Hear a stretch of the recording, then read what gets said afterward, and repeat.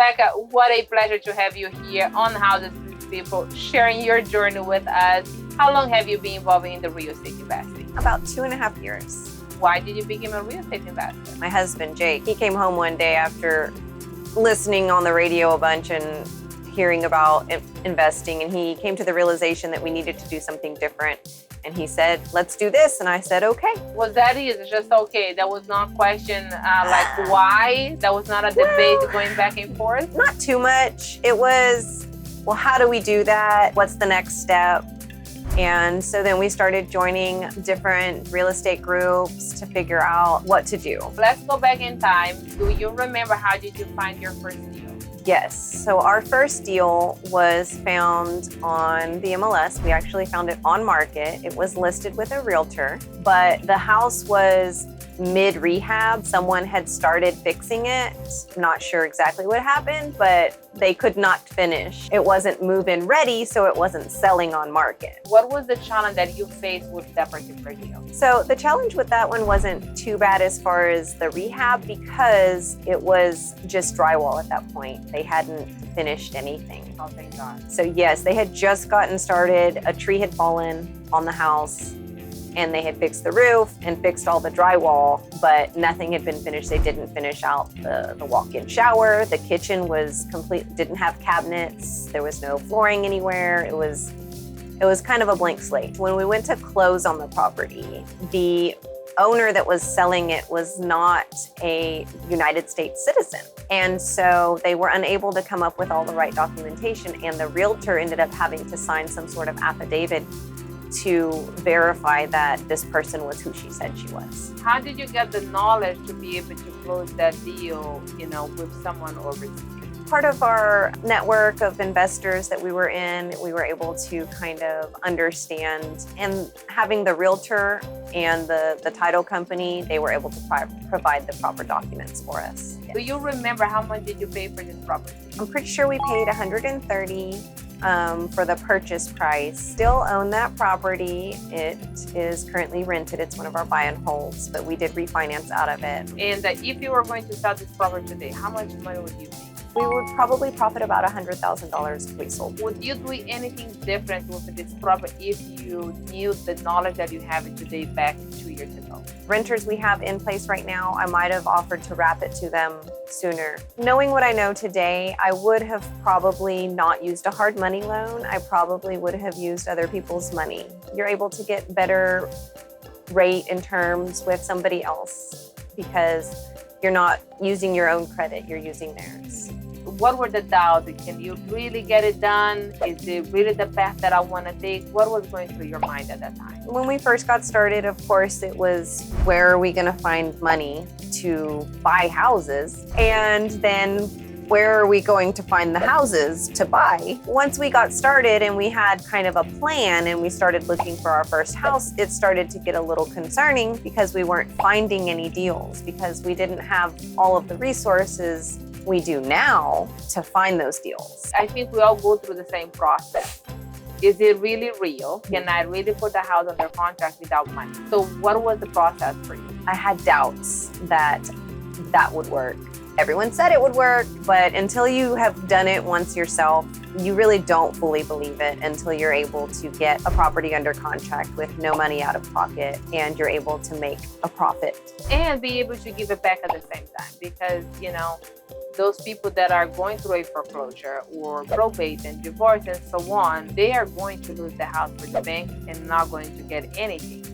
So we are their best option because we come in with knowledge and we're helping them. It's not just about how much money we make, but how much we actually saving lives every day and family, not to lose everything. How many strategies that we work with? We have 12 strategies that we can work with. Which one is your favorite? Probably the subject to, just because it's the one that I'm working on the most these days. I do like keeping the existing financing in place is very attractive. So Rebecca, what keeps you motivated throughout the day for you to keep getting up, being persistent on this journey as a real estate investor? One of the things that keeps me motivated is actually the other people I work with. When you try to go alone, it's not very motivating. And when you have someone else that you're working with, whether it's your spouse or other business partners as well, you get up every day knowing that they're starting their work day, and you need to start yours too, because they're going to expect you to get on a call with them soon. So how many people do you have working with you today? I have my husband,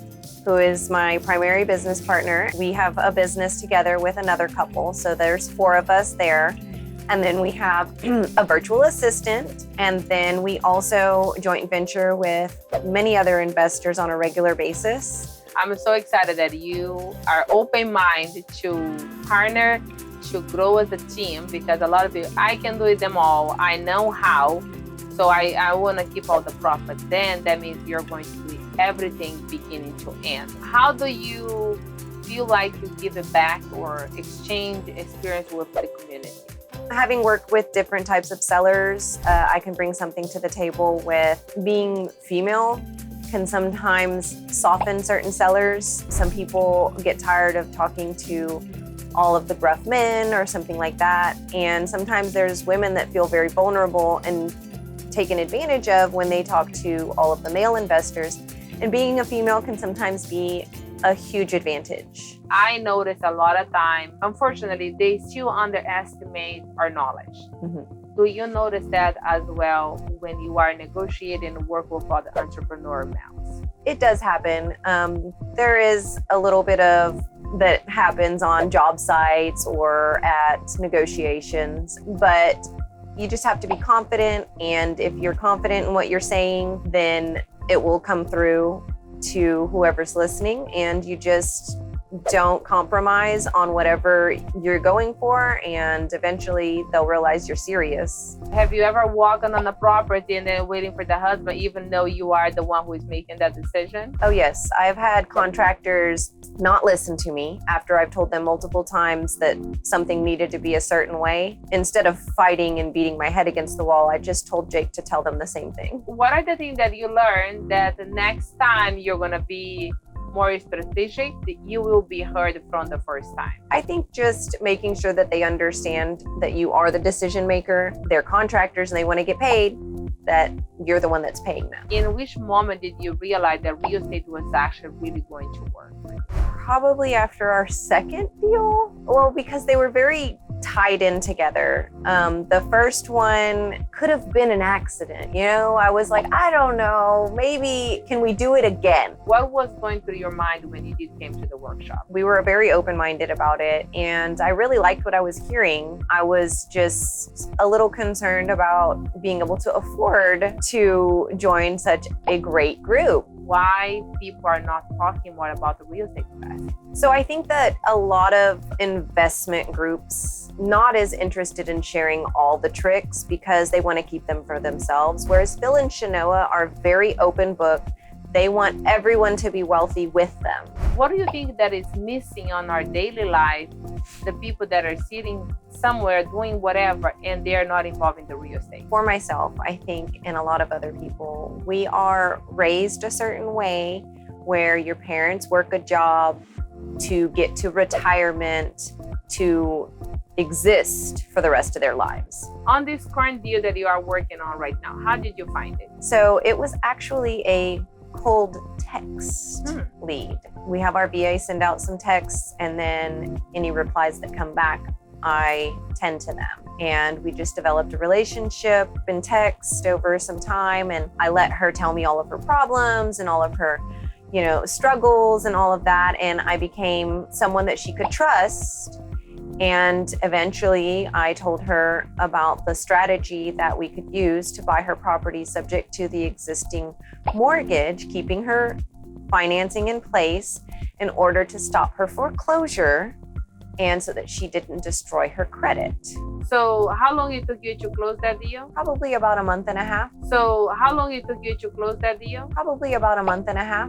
How much did you pay for this property? It was $25,000 to close. She had a bit of a reinstatement and we were able to give her some moving money.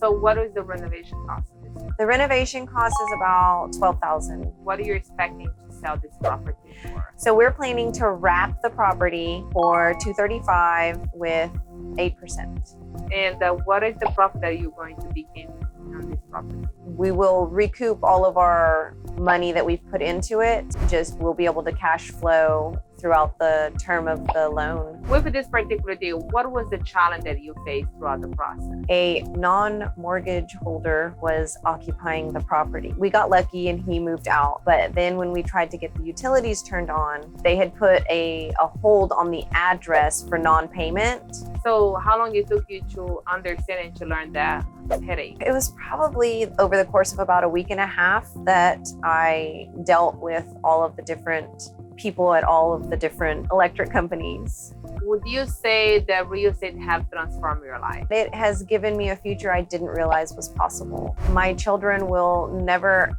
have to worry about if they have to take out student loans to go to college. My children will be given a future that I was not given and I had to find on my own. What are the things that you do with your family that is fun for you guys today? My family gets to spend a lot of time together as a group. We get to go to events. We just hang out a lot as a group now. We're able to spend more time together, take trips like we went to Galveston for a little getaway, 3-day vacation. When you're driving around with your family, are you looking for property as well? We do.